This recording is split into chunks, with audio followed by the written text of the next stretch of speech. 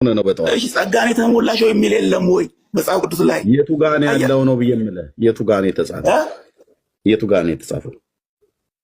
ገልጬ ላሳየህ እንዴ? አጠገቤ መጽሐፍ ቅዱስ አለ። ኦኬ አሳየኝ።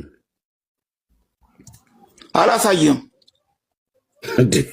ስለምታውቀው ማለት ነው። ስለምታውቀው እኮ ነው። እንዴት አይነት ነገር ነው የገጠመኝ? ኧረ ዳኒ ተው ግን እዚህ ቤት ስገባ ካልሆነ ሰው ጋር ታገናኝ።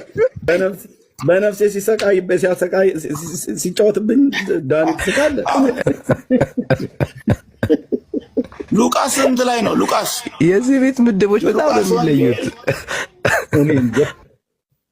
እኔ ደግሞ ከቅርቡ ጊዜ ወዲህ እዚህ ቤት ምንም እንትን አልጠመኝ ብሏል ነገሩ ሁሉ ማለት ነው።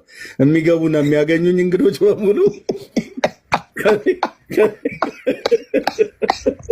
ከኔ ጋር ደም ያቃባቸው ይመስል በቃ ምንም እንትን ይላል።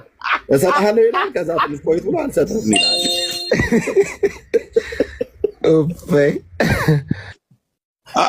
ዳንዬ ላይቡን ዝጋው በቃ ምንም እናቴ ላይቡ ቢዘጋ ይሻላል። በቃ መለስከኝ። በጣም አጋሳኝ፣ በጣም አጠገበኝ። መረጃ በመረጃ አደረከን። እግዚአብሔር ይስጥልን። እሺ ቆይ አንዴ ለምርቃት እንኳን ሲያ አንዴ እንትን በል። ቃለ ተረትን በእውነት ያሰማልን፣ ቃለ ግራ መጋባትን ያሰማልን እና መቼስ ሌላ ምን እንላለን?